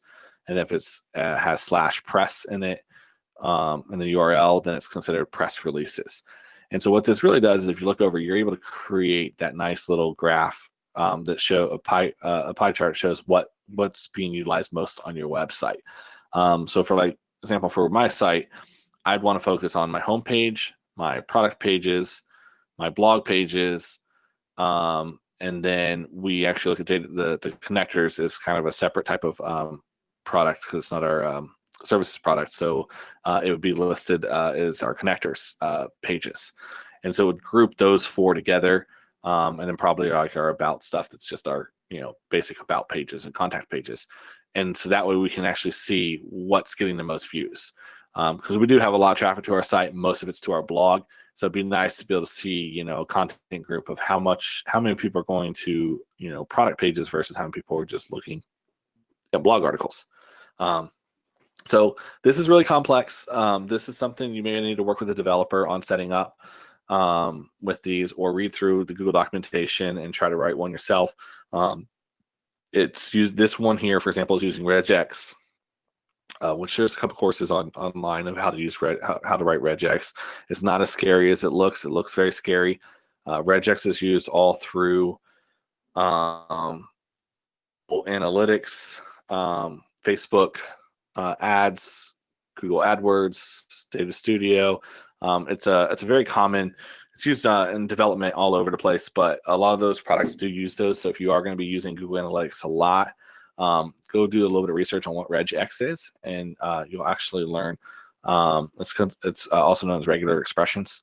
You'll be able to learn a lot of really cool information about that and be able to utilize that to create some more advanced filters, more advanced segments, even more advanced goals and event tracking type of items. So embedding report. I think I was asked this on the last webinar, so I want to make sure this tip was in here. You can actually embed as an iframe any of these reports into any website, which is really, really cool, because I've seen people create, instead of having a developer create a bus schedule that can be filtered and all that because they have it all in a spreadsheet, they literally just created it inside of Data Studio, and then they turned around and they took the report and embedded it on their website so people could just use it from there. So this is really great if you have like survey results and you want people to be able to navigate through those. Or the other thing is if you have a client portal or something along those lines and you want to embed this as the iframe into your client portal, you can easily do this. And the way you do that is inside there, you'll see the little brackets. When you're in the edit screen, if you go up and you click on those brackets, it'll give you the embed code, and you can embed that in there. Now, do remember, when you embed it, that link is a public link. So that information, if someone goes to that link that's listed right here, they will be able to see, because when you enable embedding, it does make it public. They will be able to see that URL. So just be aware of that. You can change the size of the embed here with 600 or with the width and height. You can also change that in the code if you want as well. But you can embed these onto your website if you wanted to embed a report onto your website. The other thing I want to talk about, we talked about the sizes of the embeds, is you can also use different canvas sizes. This is something that people just use what opens up when they create a blank report, which is normally the US letter 4x3 landscape. But there's other sizes. There's 16 by 9. So if you're going to put it on TV, maybe you want to put it on 16 by 9 so that you can have it take up the whole TV, right? You can also, if you're trying to create for whatever you're trying to create for, you may want to create it a different size. Like if you're creating just a sidebar you're going to embed on your website, or whatever you're trying to create it for, make it whatever size you want. Or if you're just trying to fit a whole bunch of information just onto the one page, easily you can do that as well. So I highly recommend I highly recommend playing with the different sizes, seeing what you need to where you're going to be putting it, and just figure out what size works best for you. Don't just always use the pre-built size. Excuse me, sizes. Sorry, I'm losing my voice there. This setting is actually found under the global styles. It's down towards the bottom. You'll see it's canvas size. And it's just really easy just to change those up and set those. You can change those at any point in time, even if you've already built your dashboard and you realize I need another 100 pixels on the bottom of it. You can just change that over, and it'll just add this 100 pixels to the bottom of the page. So this one came up a little bit. This one came up a little bit earlier about how do we, if I want to carry over the same exact look, I want to create it across my other pie charts. I want to talk about copy and paste. This is one of the biggest things that people, I watch people make dashboards and they forget they can do this. You can actually copy any of the elements you put on the page and paste them just like you would inside of Word, Google Doc, Word Doc, or any of those type of items. And so what I like to do is, especially when I'm making my scorecards, I create my first scorecard and I style it and I get it to look just like what I want it to look like and get it looking all great. And then, for example, on this one, it's the sessions. And then I just take it and I copy it and I paste it. This time I pasted it 4 times across there to create 5 scorecards. And now all those 5 scorecards will look exactly the same with the same styling that I have set up. Now they will say, all of them will say sessions across all of them, right? But when they all say sessions across all of them, I then go in and then I change the metric on each one, because it's quicker to change the metric than it is to go through and restyle each and every one of those. Now you do all, and by doing that, they also are all the exact same size, which is actually the bigger piece. You can also multi-select, which I did not create a slide for this, but it's kind of related to this. You can multi-select within Data Studio. So for example, I'm gonna pull this over. There's all those cards. I can actually stretch this across and select everything that is inside of these. So then I can select those. I can hit style, and we can change the border color to red, and then all of them change to red. So you do have the ability of doing multi-select as well to do styling across everything. So you can kind of go both ways if you want. You can either create one, copy it, and paste it. And sorry, that was probably very loud for you guys. Take this, Command C, and then Command V, and then there we go. And then I can just drop them all over the place. And then we can come in and select it and say, instead of sessions, we want to do page views. And there you go. And so that's how I kind of keep everything looking uniform, and make everything look a little bit nicer when I'm building these things out. Just undo all that and jump back over to our slides.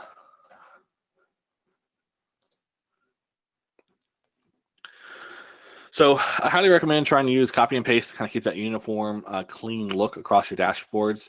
And don't forget it's there. You can also copy and paste from one report to another report.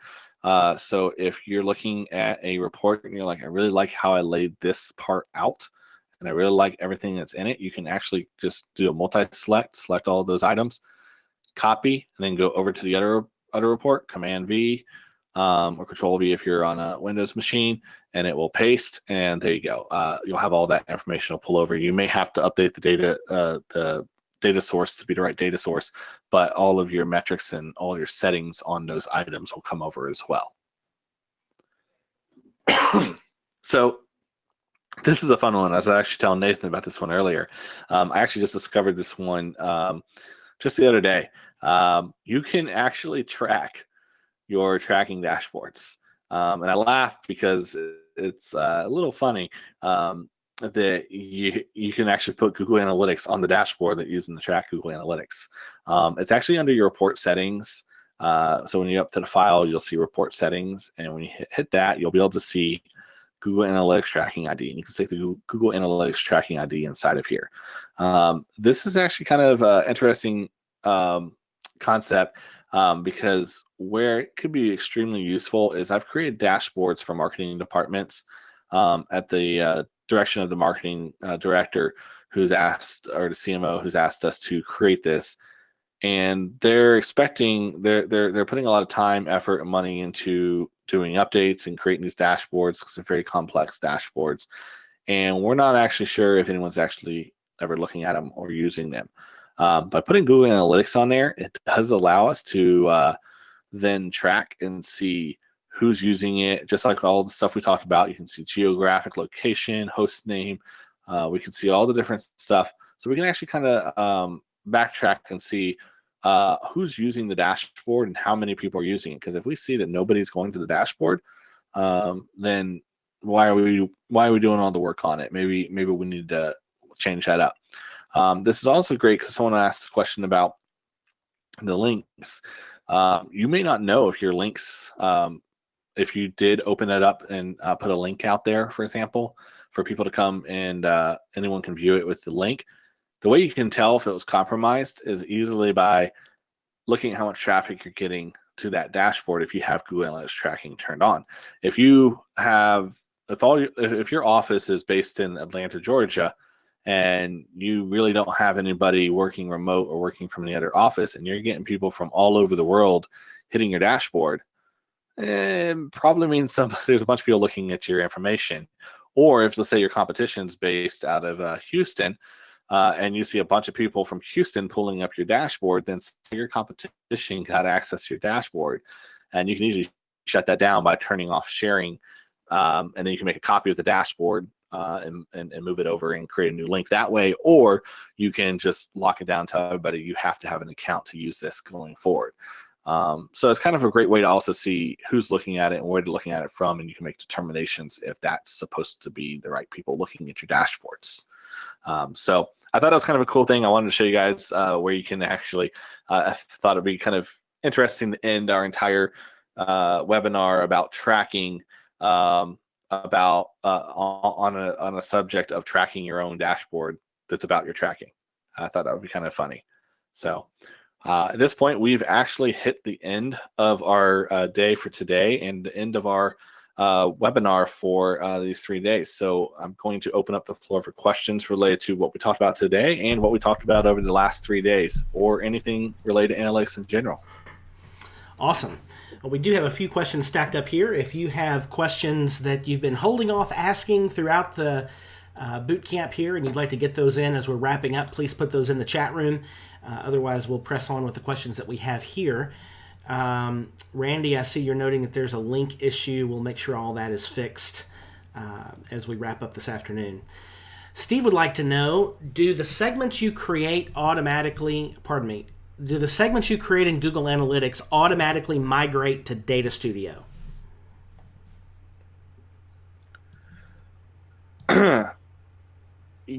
Ish. Let me show you what I mean by that. Yes, they kind of are. And I'll show you when we come over here and let's say it is listed at, so when I click on this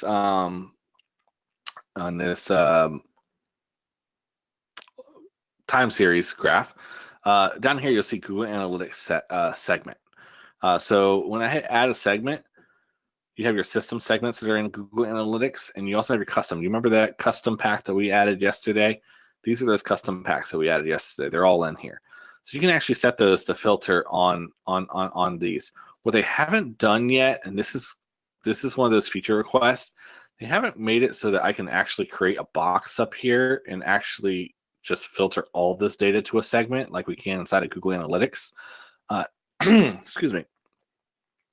You have to select an individual chart, or you can mass select them, like we said before. And you would have to go in there and select it to add a segment for each one of those. So Yes, it pulls over the segments, but you can't filter the whole report by that segment. You have to filter individually. Gotcha.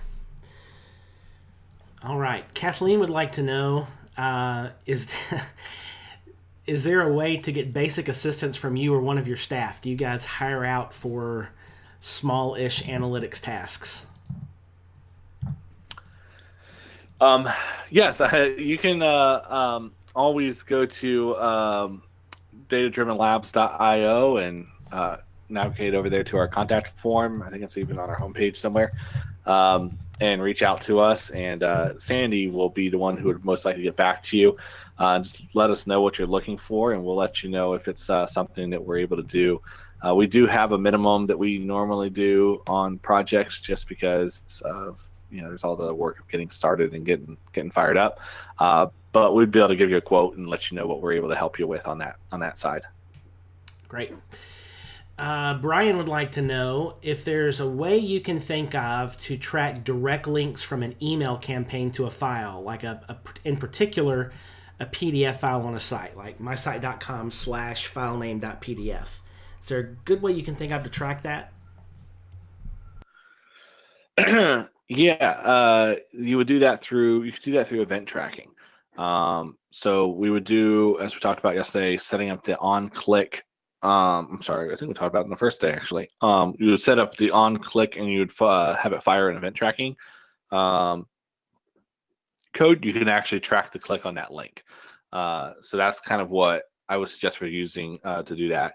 And if you just look up add event tracking, just Google search add event tracking to link or to hyperlink, you'll find somebody will actually, there'll be an example code of how to actually add that right into there, so you can just follow that if you want. Got it. Steve wanted to know, in the regex code example, where do you put that to create the groupings that you showed? Yes, you would put that.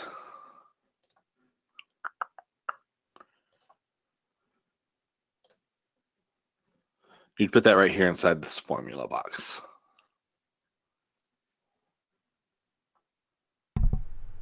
All right.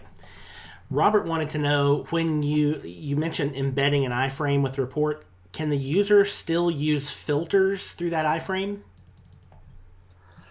Yes. What the iframe does is it literally just takes this from here down to here and just pops this whole thing in. So everything that works in here will work just as it would on this page here. This page is actually technically iframed into here. So it's just opening it up so you can iframe the same thing into your site. Very good. One more question here from Randy. This is the last question I have in queue, so if you haven't asked your question yet, please do so over in the chat. Randy wanted to know if you are aware if there's any way to feed a report into a Slack channel. Interesting. You might be able to set up a Zapier to do that. I'm assuming the question is, you want to, you can post the link into the Slack channel. It will not embed into the Slack channel. They'd have to click out of the Slack channel into there, because it's not a way to put iframes into Slack. So they would have to click the link back over there. So you could put the link in there, and you could probably set up an automated system that posts the link, maybe using Zapier or some service like that. And you can set up a schedule for it to post over to Slack. But you can't embed the report inside of Slack itself, no. But you can link to it, and if they click it, they can open the report. Gotcha. That makes sense. Well, I believe we have reached the end of our questions here. We'll pause just for a second. Okay, Eric does have a question there. What lesser-known GA metrics do you find to be the most insightful? In other words, any little tidbits that you found that are helpful bits of information that we might not know about already?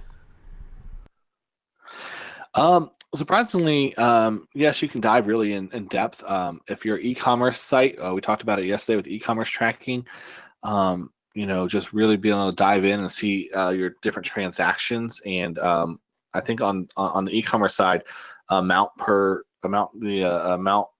order, or average order amount, is one of the best metrics on that side to know what that is. But I think for me, it ultimately comes down to, there's two numbers I really like to look at. It's conversion rate is the biggest one, but I like to combine conversion rate. I like to look at conversion rate with the acquisition channels. Acquisition channels are my favorite, because that's where I see where I'm getting it from, getting all my information from. Am I getting it from paid search? Am I getting it from organic search? And what are the conversion rates on those? So I know the amount of effort and work I'm putting into bringing people in. I know what that conversion rate is on those people. So I think it's a combination of using acquisition channels and conversion rates on the analytics side. And then, of course, on the e-commerce side, average order amount is my favorite on the e-commerce side. Great. Bruce would like to know if you have a book recommendation on Google Analytics. Is there a best one out there?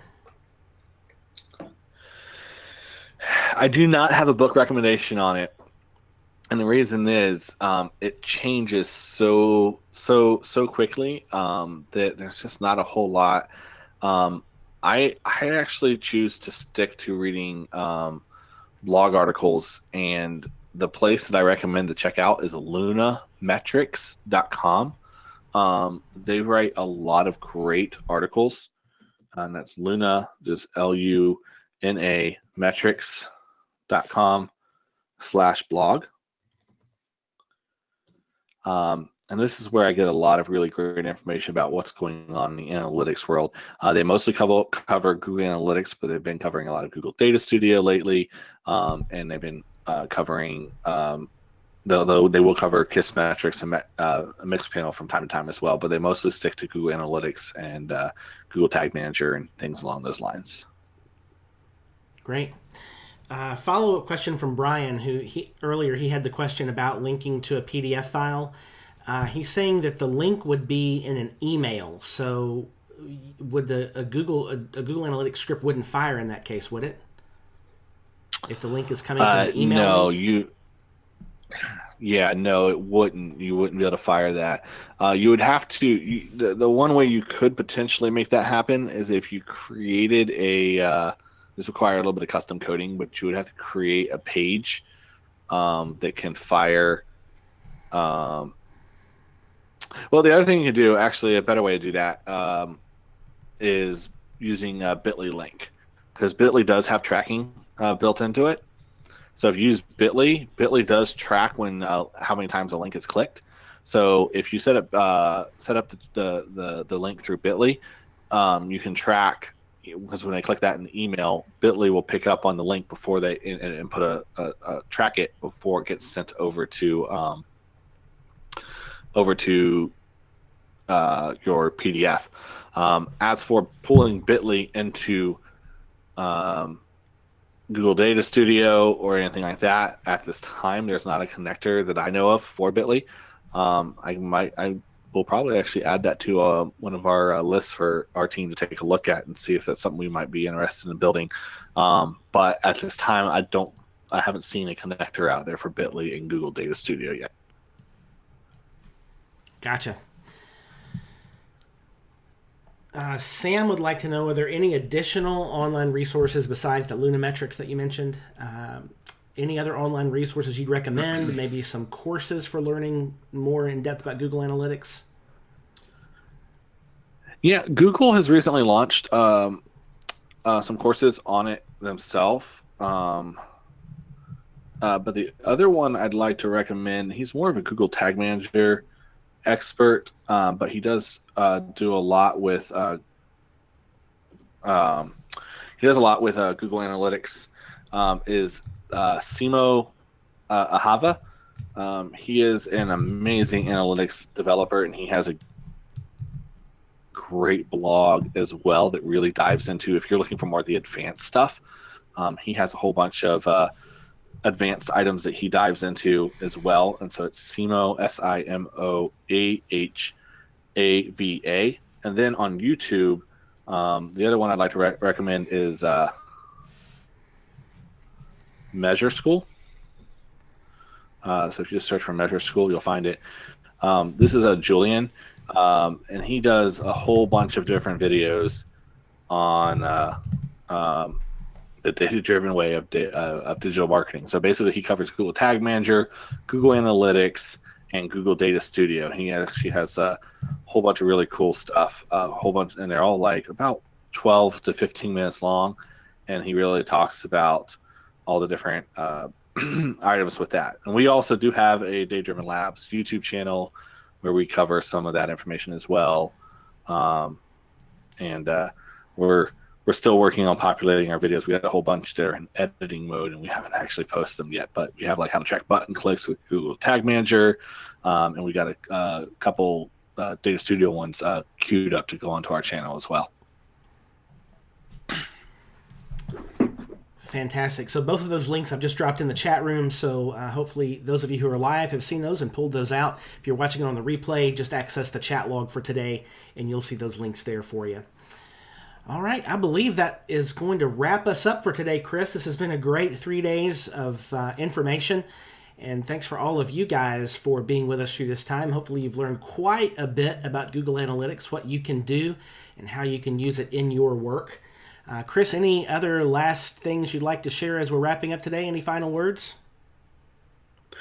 I just really just want to encourage you to really, and it sounds like a lot of people have already been doing that, going in and analyzing and auditing their Google Analytics account. But I just tell everybody, take control of your marketing and of your website, and just take control of your analytics and know what's going on your site and know where that traffic's coming from, because that's the most important factor behind everything. So just really get into that data, really understand it, and create some dashboards for yourself. Have some fun with it. Create some really cool dashboards. If you create some really neat ones that doesn't have any sensitive information, I'd love for you to shoot me a link on Twitter and or a screenshot of it and show me your dashboard, because I'd like to see what other people are creating and see what they look like. So I think it'd be really cool just to see what the community, and just get more people in love with data and understanding that data basically runs everything. If you know your data, you're going to outperform your competitor all the time, because you're actually paying attention to what's going on and they're not. Absolutely. Absolutely. Chris, there's one thing I forgot to cover before we wrap up, and that is the dashboards you're giving away to all the attendees of this webinar. You want to talk about those just for a minute? Yeah, I'll have to send those over. We're gonna, some of the different ones that we kind of showed you. We're gonna give you some links to those ones, but we're also gonna show you some, or give you some of the ones that we use that are for AdWords analytics, including the one we're playing with today. We'll go ahead and button that one up and send it over to you as well. So I do have to figure out there's a few things that change. I got to figure out how to send it over without attaching the data sources to them. So I do need to look into that real quick and see how to share more as a template and not to bring the data source over, but we will be providing those over to you guys so you guys can, install those as templates and play with them, and kind of get started with those. Great. And so those will be added here to this page where the chat room is located. By the way, if you purchase this event, you'll have continual access to the videos and the slides and the chat log right here on this page. The chat room will be gone, obviously, but all of the replays will be there as you're seeing currently. And we'll have the downloadable dashboards added to this page as well. If you're an iThemes Toolkit member, they'll also be added in the iThemes training library for you to access as a member. So you'll have that as well. I believe that wraps us up for today. Thanks, Chris, for being with us today. Really, really good information. Thank you all for hanging out with us the last 3 days. And we will see you next time here on iThemes Training, where we go further together.